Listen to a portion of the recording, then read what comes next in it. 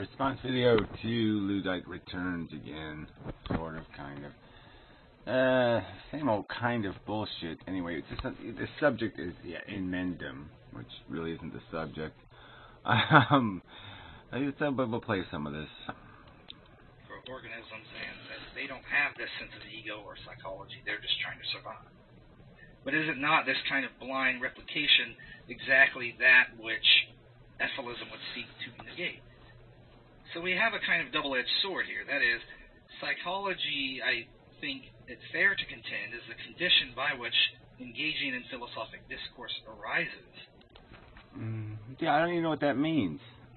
I mean, of course, our psychology is what motivates us. We're compelled to do everything because of our psychology, right? Everything that a conscious being does, it goes through its psychology, essentially.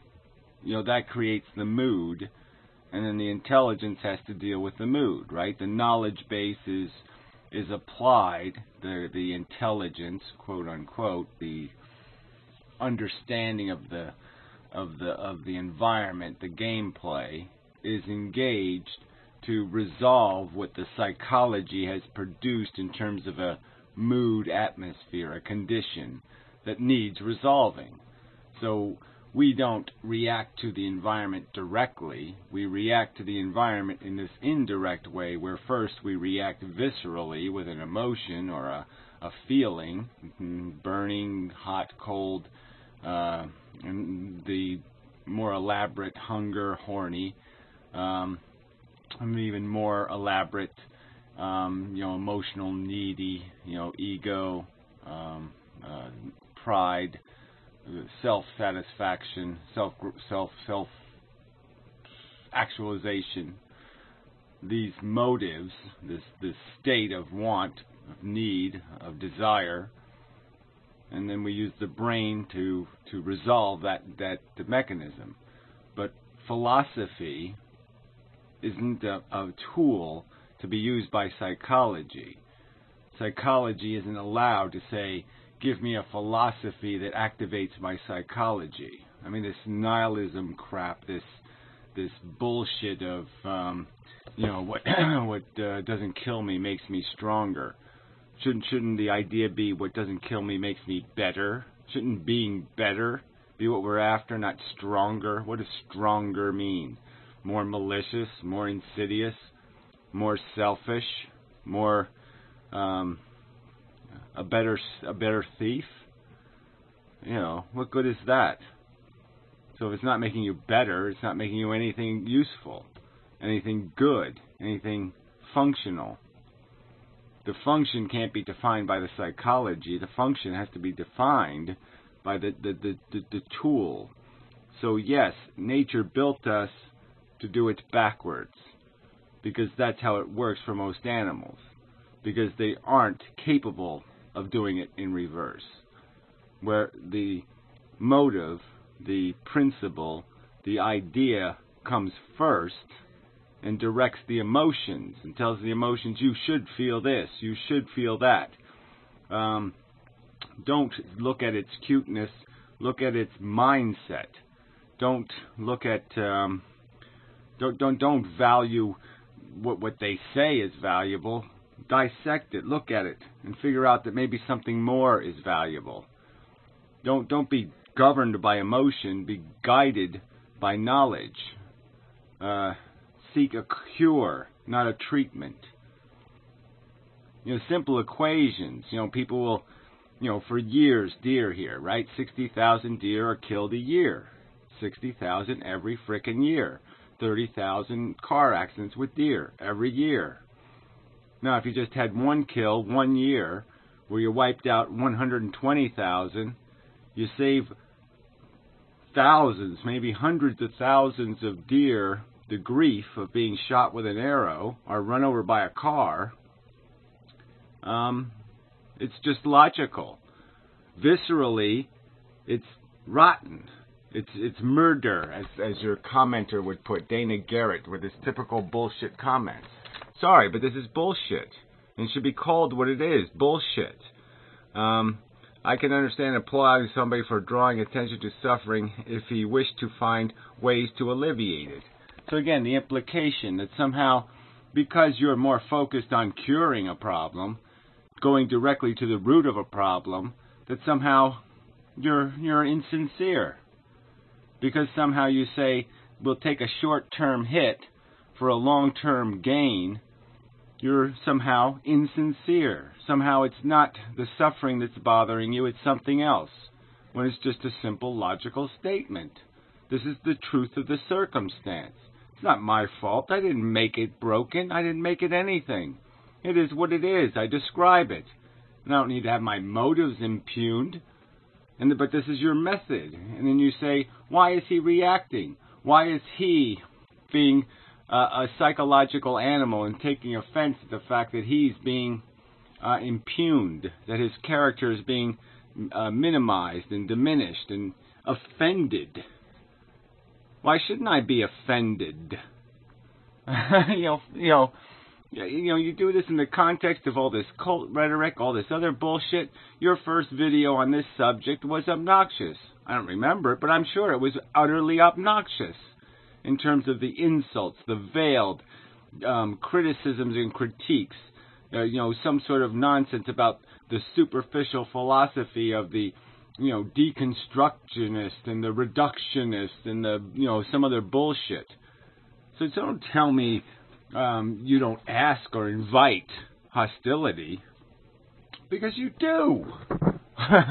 But when someone advocates the elimination of all living things, which in most cases must involve outright murder, again, in most cases, he says, well, let's go with the cases that don't involve outright murder then. I mean, the subject is the authority of you individuals to play God, to say, I know it'll work out. I know it's for the good. I know the system benefits from this action of my creation process. You have no right to know this. You have no evidence that you know this. You have no proof that you know this.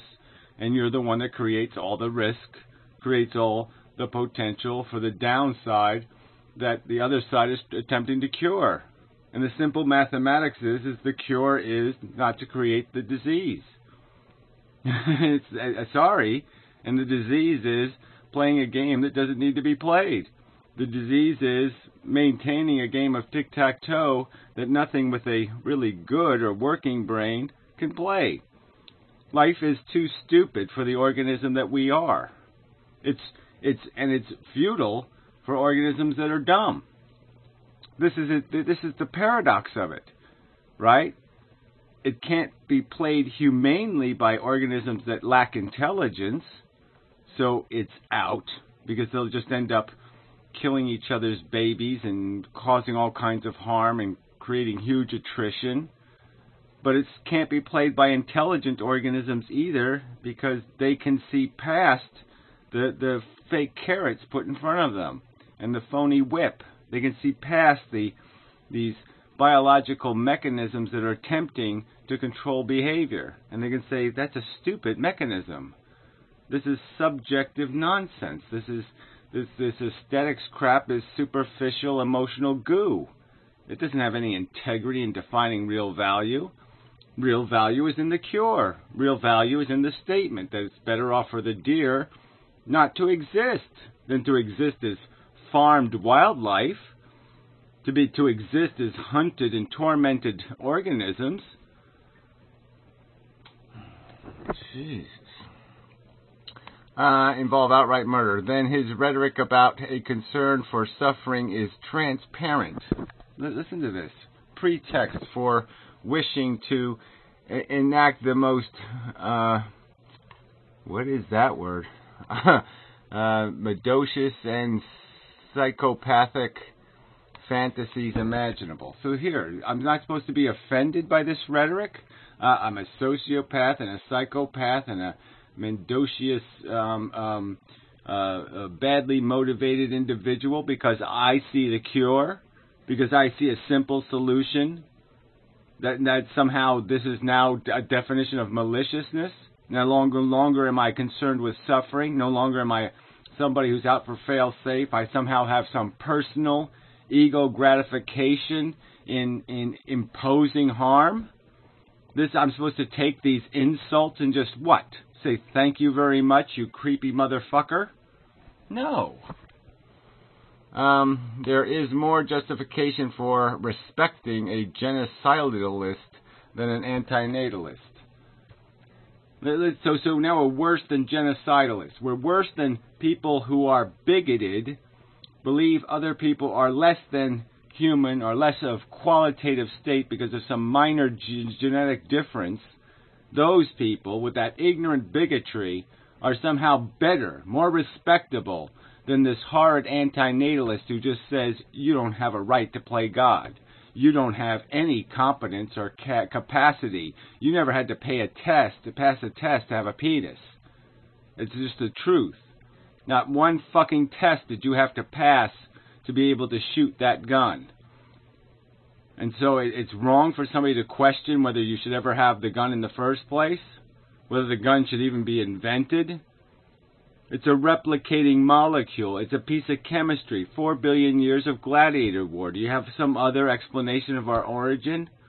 And somehow it's intrinsically brilliant to create organisms just chasing little packets of energy so they can replicate a molecule? And because we've been psychologically conformed by evolution to desire to play, that's justification for playing? Because we desire to do it? I mean, yeah, just be gamed by a molecule. But I should accept this kind of rhetoric? It's on your video. I should accept that daily? I should take a dose of that daily and not fight back? Not defend my integrity? Well, fuck that shit, buddy. I mean, this critique is quite obviously self-serving. It has nothing to do with the truth. You ask for it, you get it. You want to cook in the kitchen, and you want to blow all the heat at me? Well, screw that. But at the same time, I think that it can get in the way of this very engagement. I experienced this myself in first discussing, I suppose, antinatalism on YouTube. This kind of swallowing of the ego, if you will. Yeah, well, yeah, we all have our different psychologies in terms of interaction, okay? We're all frustrated by different elements of the conversation. Some people find you obnoxious to converse with just because of the language you use, just because of your excessive, I would say, your unnecessary use of elitist code words. You know, your whatever, those guys with the rings. You know, it's like you're talking a language that doesn't, a little special secret language. Verbiage just doesn't need to be injected into the conversation. It's not necessary to conveying these ideas. We don't need to revert to the Latin to say that stinks. You really don't need to do it. To say that's good or that's bad or this is efficient or that's inefficient. You really don't need to use complex language to get to the root of this mechanism, to describe how this device works. The dissection just doesn't require eccentric language. Common language can be used. So somebody could find that psychologically a barrier. It creates a barrier, creates a hostility, creates a fist in their face almost, and an obnoxious, I'm better than you, I'm smarter than you because I know bigger words than you. So that could be to somebody very off-putting.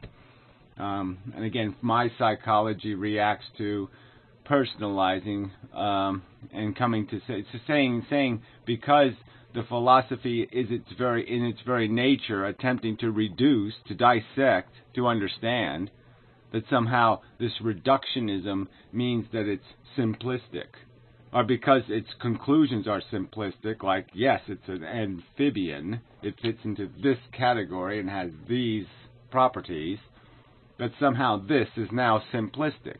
Now that I have arranged it, I have described it sufficiently in just 2 paragraphs, that somehow that means the philosophy is itself simplistic, because the mechanism is simplistic.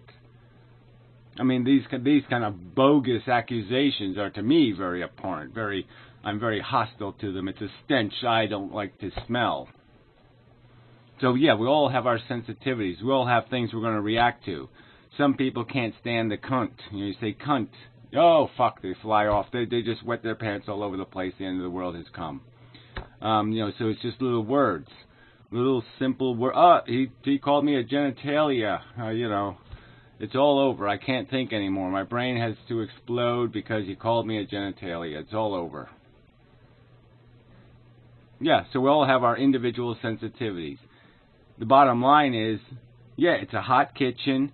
You got to play in the kitchen that exists. We're going to have to get over that shit to have a conversation. But I'm not going to be perpetually and continually put on the defensive as if I'm obligated to explain how I'm not a cult. Or I'm obligated to explain to some other asshole how I'm not using the depressed people or manipulating the depressed people or playing this or doing that or all this other bullshit. That's not my agenda. I have better things to do with my time than waste my time defending myself against faceless, evidenceless, baseless accusations that I'm beating a wife I don't even have. I mean, it's bullshit. That's enough of that. Moving on. Because the philosophy does involve a kind of insult. And by insult, I mean, like in nursing terminology, you speak of an insult to skin integrity, to the ego, and more interpersonally to civilization itself, right? Yeah, and that shouldn't be... Okay, that's something you can react to. I guess I can't say, but it shouldn't be any harder than getting over the idea of Santa Claus or the Easter rabbit or anything else for philosophers. They have already taken these steps. And for nihilists to play these games, for nihilists to say that they have this sensitivity, that you're attacking your traditions or your notions, nihilists are supposed to be past that. God is dead. Now they're supposed to be remaking the world not in God's image. So why are you so hostile to the idea that a non-God vision of the world might say it's a replicating molecule, it's a gladiator war, it accomplishes nothing, it climbs a mountain of crap, of ego crap, to stick a flag that just sinks. Yeah, it doesn't do anything. There's really no point in it. That shouldn't be hostile to the nihilist philosophy. So those who value the propagation of life, it is quite natural to see this system of philosophy as an existential threat. Well, value, to value something is okay, but understand what the value is. If you're going to argue that you personally value it, that you personally place a value on it, well, that's one thing. But to argue that there is value in doing it, that there is value intrinsic in the existence, that is something that has to be defended. And it is the unwillingness to defend that perception, that mere perception of value, the mere perception, the mere artificial creation of a value. Diamonds are intrinsically of no value. They just sit in the ground. They're just a property, just a way that carbon can be arranged. There's no intrinsic value. There's not even much functional value beyond the industrial purposes. But humans have put value on it because of sparkly or some other visceral reaction they have when exposed to the diamond and exposed to the ego representation that carries with it, the peacock feather nature of it. How many peacock feathers of diamond can I wear to make myself important? Where was I going with that? But yeah, so like life, you have to do more than just say, I like diamonds. I think diamonds are pretty. I think diamonds are cool. They suit my aesthetics. You have to explain why diamonds are intrinsically valuable. Right. So there's two ways that the masses, if you will, tend to historically respond to this. One is, as highlighted in the Trial and Death of Socrates, that in response to philosophy, which is zetetic in its nature, and hence Zetetic. Yeah, well, see, I have some vocabulary, but I don't know what zetetic means. Okay, I mean, what the hell is that? What do you need to do that for? Zetetic. I mean, who uses this word? How many times has it been used in human history? It's just unnecessary. So philosophy is zetetic in its nature. Now, look, philosophy, again, is a description of reality. If you're doing something else, in my opinion, it's not philosophy. If you're not describing reality, if you're feeling, if you're poeticking, if you're doing some other kind of crap, it's not philosophy. Philosophy is trying to be as explicit and as accurate as possible in creating sentences that describe the truth of what life is, what the universe is, what this is, what the thing is. It and its environment.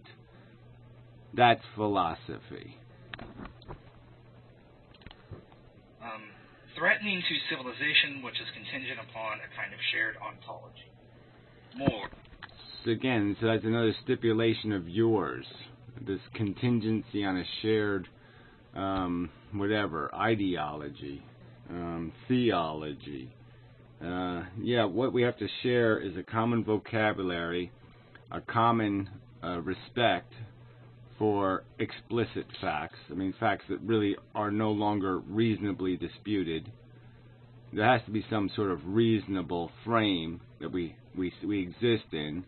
If we're going to let unreasonable keep leaking into the purity of the water is unconsumable. It's the unreasonable belief is a pollutant. It destroys the function of logic. If you compromise with unreasonable belief, you will have nothing. You'll have a poison pie. And so on. Is to kill, to strike against that which so threatens it. Right? I don't think there's any risk in our modern Western societies of this for the likes of Eminem. But the second is... Well, I don't even know what that implies, but... I mean, are you saying I'm too weak to destroy it all? I'm too weak to conquer it all, to facilitate and accomplish my curative ends, to apply my lethal final cure? Or are you saying, who cares? It really doesn't matter. Again, in Mendham is sort of irrelevant. No, he's completely irrelevant. What words in Mendham speaks, the sentences he puts together, the description he states is what we are. Replication for the sake of replication. Need that don't need to exist. Mess making. Cleaning up a mess you make. No point in doing that. Stop making the mess is the simple solution. Quit trying to fix something that doesn't need to be broken in the first place. Is to either take that very philosophy and morph it into an ideology, right? Or to create... What does that mean? Morph it into an ideology. Take a philosophy and morph it into an ideology. If a philosophy is not going to be applied as a prescription, if it isn't going to have useful function in describing a prescription, if it isn't going to be the substance of prescription, then there's no point in doing philosophy. It doesn't have any meaning. The truth has value because it allows you to do things. It creates and facilitates doing in the world. It doesn't have any value if you're not going to do anything with the information. If you're not going to make more knowledge out of it, or you're not going to make more action out of it, there's absolutely no point in having it. I mean, philosophy that isn't ideology is impotent thought. Create one's own system of ideology that's contraposed to that philosophy. Right? And we see this over and over again. Yeah, contraposed to that philosophy. So again, that you're arguing for a contradiction again, I suppose. You're stating that there's some contradictions, and these are just more fallacies. These are more accusations you make that we, again, are put on the defensive and required to somehow defend ourselves against the vague accusation of these erroneous contradictions. You don't like life. Why don't you just kill yourself? Well, because it's too simplistic. It's a dumb solution. It doesn't fix the problem. It fixes the problem for one individual and does nothing to prevent the next one and the next one and the next one and the next one. That is unintelligent. Solutions that fix 1% of a problem or 0.0000000000001% of a problem aren't very substantive as solutions. They're weak, impotent as solutions. So, yes, I think that this sense of the enemy, right, needs to be kind of negated in order for this. Well, whatever. Okay, this sense of the enemy needs to be negated. It's too fundamental an argument to negate that emotional response. Just as you stated later in this video, describing a little girl abused and the emotions it creates, you can't just live with it. You have to find some mechanism that resolves it. Either some thought of hope that this won't happen again, or some action that will prevent it from happening again. But you can't just live with it without action, without a statement at minimum of, fuck you, son of a bitch. I mean, if you're not going to do something more aggressive, that's the least you can do is curse the motherfucker. So, I mean, again, we're talking about something profoundly meaningful to the people who understand what's at stake. We're talking about something like millions or billions of sentient creatures, the welfare of them in the balance. The perception that they're going to be so much more harm if action doesn't take place. Back to the deer analogy, or the whale analogy, or any other animal exploited by man. Are they better off extinct than under our caretakership? If I could aggressively harm the ones that exist now and annihilate them, would I not be their Mother Teresa? Would I not be their, that's probably a horrible example, their Gandhi, their savior, in the sense that I could prevent decades or even hundreds of years of servitude, of slavery, of abuse? Come on. There's too much at stake for civility, and civility that isn't hard-earned, let's put it that way. There can be civility, but it's not going to exist as long as the rhetoric, this veiled cheapening of other people's fundamental beliefs as simplistic or manipulative or depressed psychology or cult manipulation. If that's going to be your rhetoric, the visceral anger is going to be unleashed. It can't be held back. It's like I said, too much is at stake to tolerate negotiations under those circumstances. You can imagine yourself negotiating with Adolf Hitler. You had a chance. You can go back in history, and you got 10 minutes of conversation with Adolf Hitler. 10 minutes to get through to him, to explain something to him, to change who he is and what he thinks. And yes, you can say, all right, I'm going to do this with incredible discipline.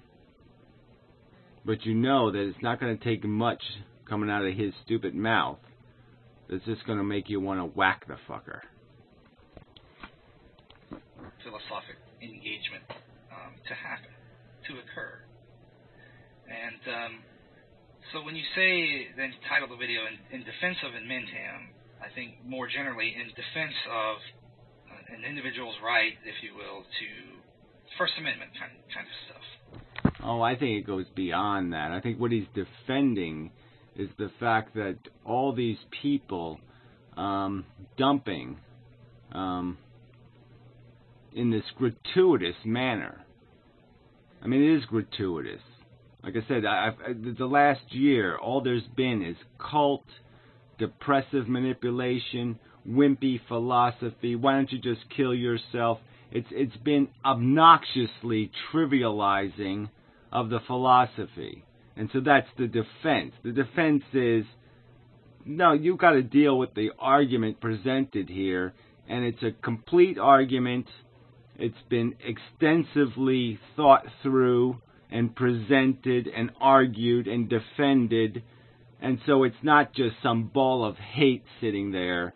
There are hundreds of hours of disciplined explanation of the philosophy without any cunt or skanky cunt or fuck you bastard or any of this rhetoric that you find so offensive.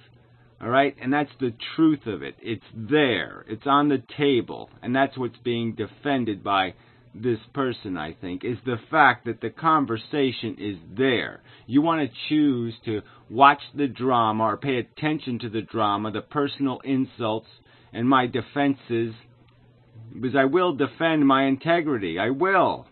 That's just my nature. That's the animal in me. It has to do that. All right? So, and you choose to pay attention to that. You choose to ignore the long-spoken argument and just pay attention to the personal drama. That's your focus. But there's no obligation to do that. And certainly the other half of the argument, the other 3/4 of the videos are there. So screw that. To pose difficult questions, to engage in these elephant in the room, as you say, kind of things. And to that extent, I would agree. I don't find myself, in disagreement with you.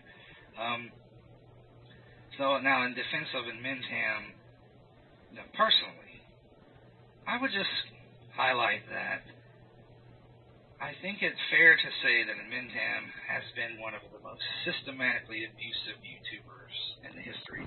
All right, so isn't that interesting? So Inmendham is this systematically abusive, like there's a system and a method to the madness, that it's somehow a manipulation again, and that somehow if we go back to the record and we go back and look at the history, that somehow that's what Inmendham was looking for, and that was somehow Inmendham's agenda. And I think that's just a disgusting and ugly lie. Inmendham was having videos that nobody wanted to watch, but they were certainly there. Long discussions about brains and psychology with the modern mystic and Matt, and that's what Inmendham came on YouTube to do. And then people came to him, all right, with the drama and the crap and the bullshit. And because Inmendham fought back, because Inmendham gave back what people brought to him, he's the guilty one. I'm the one, because now I have the reputation, and that's all that matters. If you have the reputation and you use the simple language, okay, that's all you are, is some gorilla, some monster. But if you veil the insults in colorful language, not colorful, in pretty language, that somehow that's okay. So if you play the witty, manipulative game, the dishonest game, you can't honestly insult somebody. You have to do it almost dishonestly. Let's see if I can sneak this in the back door kind of insults. The left-handed crap. That's okay. You're not a criminal. But anyway, again, as you yourself demonstrate, as our interaction between me and you demonstrate, you came to me with the shit, fella. I didn't show up at your house and say, what a dumb motherfucker this guy is. No. You brought the accusations to me first. Of you two. In his behavior relative to others. He can be very cruel. And, a lot of, I don't want some people say disciples. I don't think that's fair. I don't think there's a cult here. But I just wish that people that are his fans, if you will, would kind of speak out against this. Yeah, again, so why don't you quote it? Why don't you demonstrate it? Why don't you put some of this together? Again, this is just so unfair, in my opinion, to create these fake victims. And I'm saying they're fake victims. They are. You can't show me some person who didn't ask for it. Go show me the person who didn't ask for it. Show me. I have engaged in this myself, and even recently, relative to Pink Moon, and, I was an asshole, and I've apologized for that. I want to try, as I progress, or upload videos on the topic of anti-natalism, I want to try to take on a more friendly tone, I suppose, more inviting. Well, that isn't even necessary, right? But as long as your tone is still going to sit there and have built into it some sort of rhetoric of accusation, well, you're just a depressive. Well, you're just, this minimization of the philosophy with these broad generalizations of accusations that it is fundamentally impossible to defend oneself against. It's like proving there's no God. How the hell can I do this? How can I prove to you my sincerity? How can I prove to you that I'm not manipulating somebody? How can I prove that I don't have some sort of systematic plan to be cruel to other YouTube users? How do I do that? How do I explain that I think playing a video and responding to it in this manner is the most honest, integrity-rich way to respond to a video? And yet I will have the accusation that now I'm manipulating your video. I have distorted what you have said. I have perverted it because I have conveniently stopped at just the right moments for my purposes and blah, blah, blah, blah, blah. So again, I have to waste my time defending myself against these baseless, silly, stupid, petty, narrow-minded, nonsensical, garbage, distracting insults. And that's just not fair, buddy. To discourse, right? But when Mintam insults and berates and so on and so forth, this is not an invitation to discourse, right? And then he says... Yeah, well, again, show me where I started it, damn it. Again, this is just such a pile of shit, like I'm the instigator. No sale. I still, to this day, I make walk and talk videos, I make F-list videos. I'm not making them to any individual, so they are completely clean of any real commentary on somebody else's character. So it's there. Well, argue the argument. Easy for him to say when he's the one, it'd be kind of like in person. If someone slapped me in the face and said, argue the argument. Look who's talking. So it's all, it's just, I'm sorry, I gotta just call hypocrisy. You get what you ask for. Okay? And just because, again, you just have this elitist standard. I like these kind of insults. I don't like these kind. So you're just saying I have to speak your language. You can't speak my language. And I say bullshit to that. Well, shit, I've just been slapped.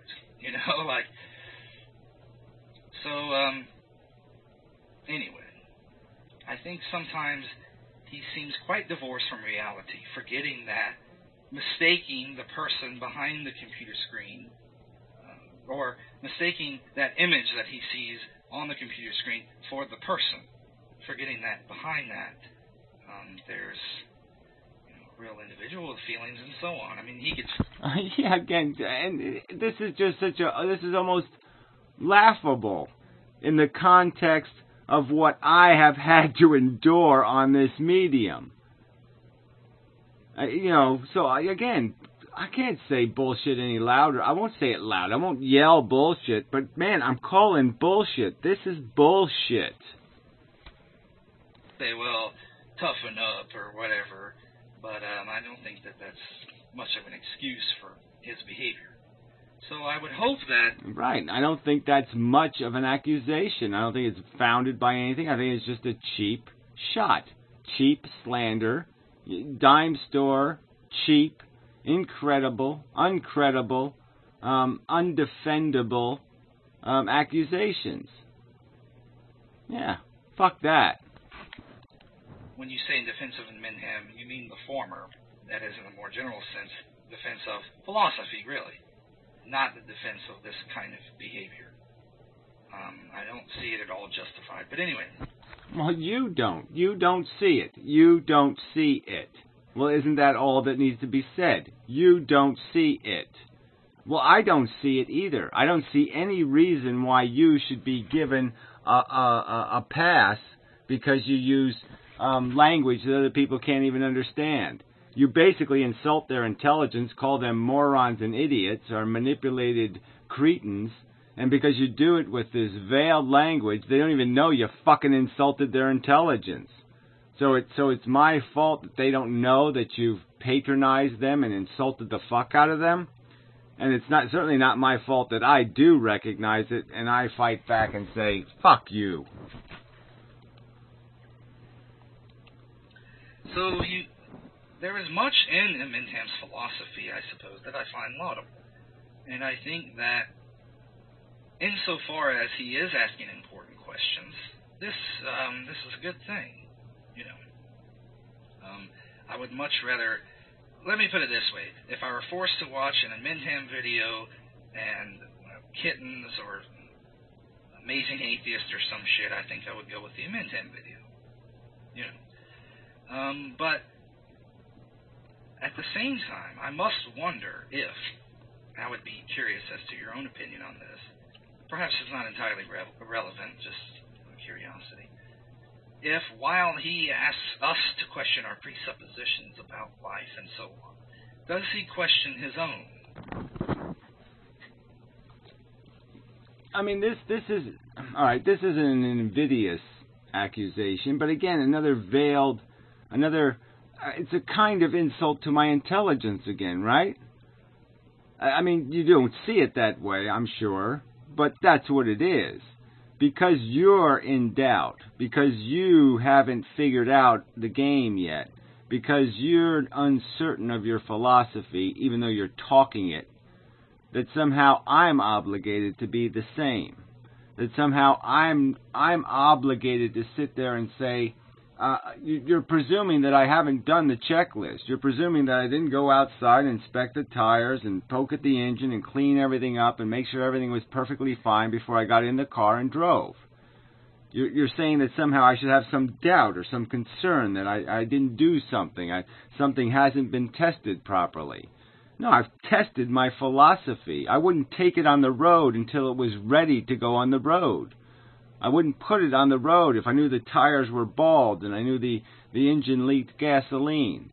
Well, I wouldn't drive the car then. I wouldn't pull out of the driveway. So yeah, I'm ready for the fight because I'm sure of what I'm saying in most cases. I mean, I have labeled videos draft.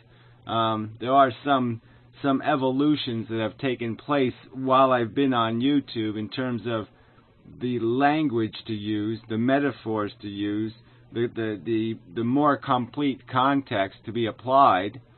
But the nature of the philosophy is solid. I haven't changed it. I haven't doubted it. I have the same philosophy I had when I was 7 years old in terms of the core perception that there's something fundamental in the mechanism that's warping the wheel, that's keeping the wheel creating all this friction. that it just can't, by its nature, ever spin tight and clean. It's just the way it's made. It's got too much flex in its axle. It will always wobble. It will always rip itself to pieces and fly into space. That's the mechanism. The mechanism is intrinsically and fundamentally broken, and now I have a description, a chain of logic and statements of fact that illustrate the why, that explain why, when I couldn't have explained why when I was 7. But again, why? Because you do something, you expect me to have the same weaknesses, or the same, what's the word? I don't even know what the word is. But again, I tend, it's my tendency not to argue unless I'm certain. Okay? There's no, I come to play all the way. I'm ready when I show up. I'm not like, okay, yeah, let's sit around and talk about it for a while first. Let's. No, I'm ready to. It's time. Let's play. Let's do it. That's how I show up. His own conclusions, his own presuppositions, his own evaluations. Presuppositions, or his own presuppositions. What would those be? Oh, that it's a material universe? The rest of them aren't presuppositions. They're pretty much conclusively proven facts. Okay, we know where we came from. We know what we are. We're a product of the evolution of a DNA molecule. And we know pretty much why every one of the features that we possess, we pretty much know why they exist.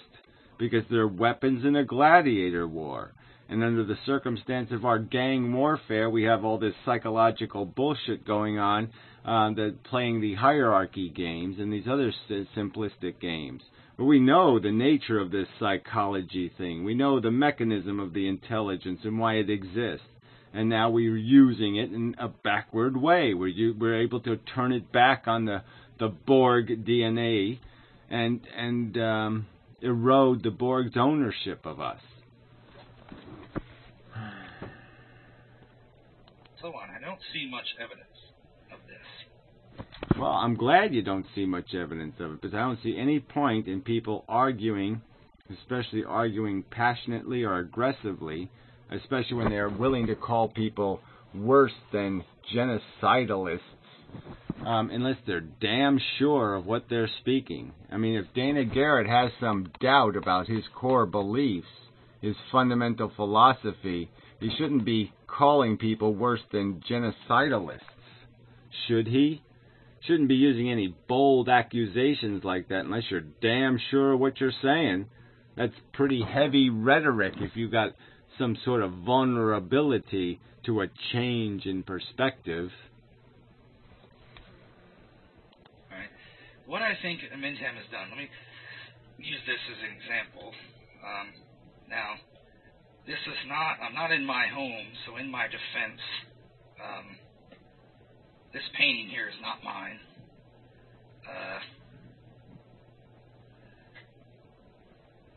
That is a beastly thing there. So what ignorance can be a quite painful thing to admit, or the state of multivalency, if you will, of confliction about our philosophizing. What does that mean? What is the implication of this statement? Confliction? Well, again, then go have conversation, but don't get into debate. Don't be making accusation if you're conflicting or if you're got some dissidence or confusion about something important.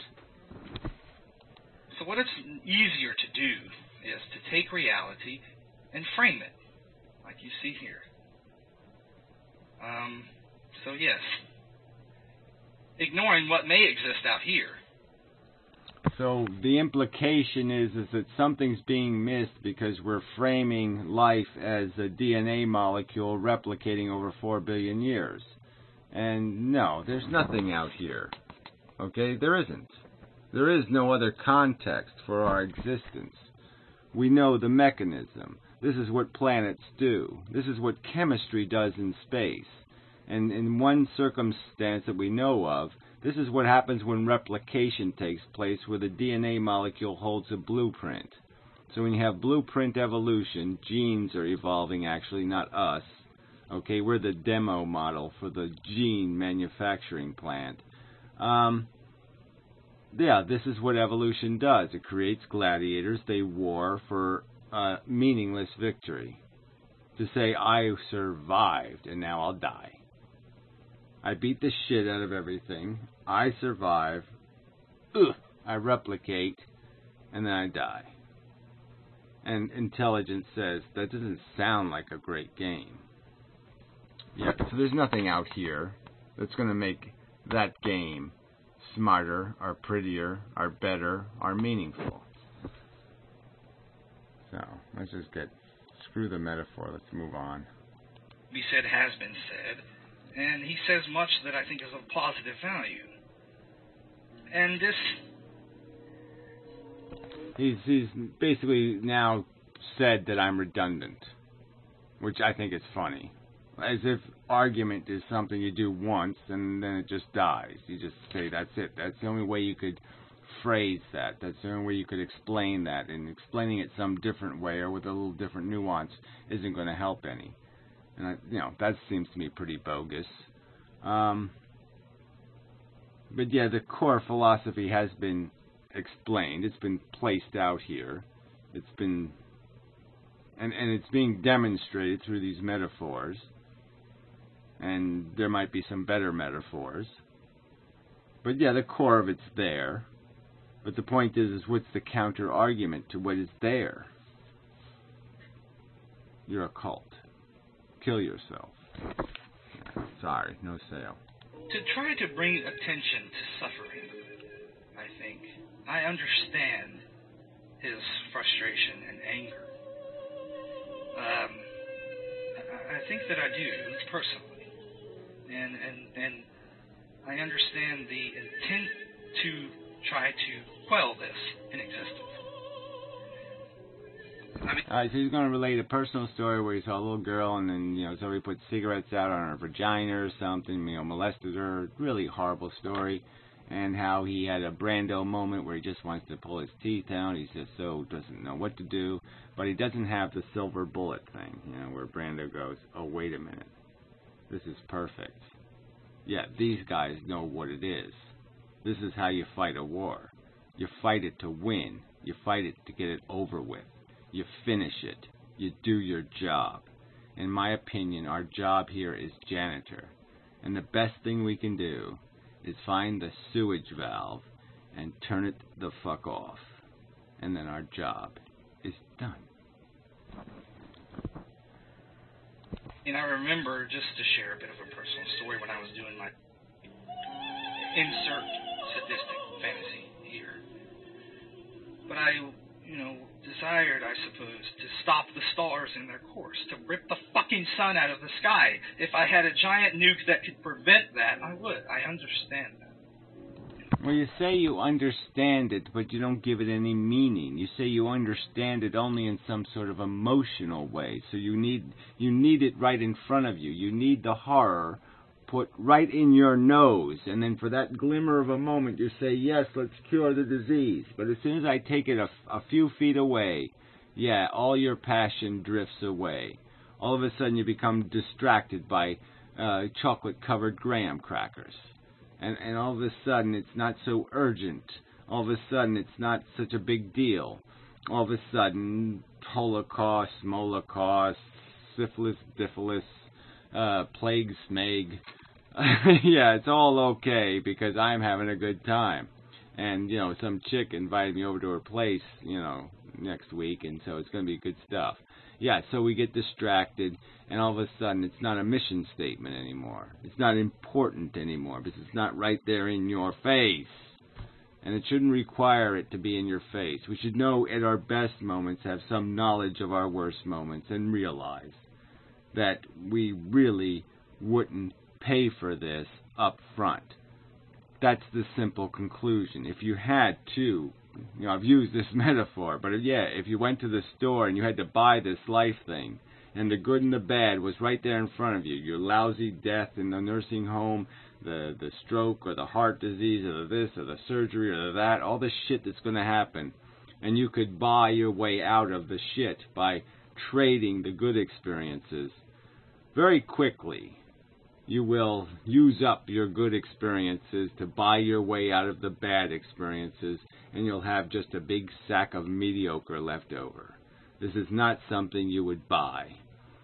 Okay, and it's certainly not something you would need to buy. You can only need it when you're a needer.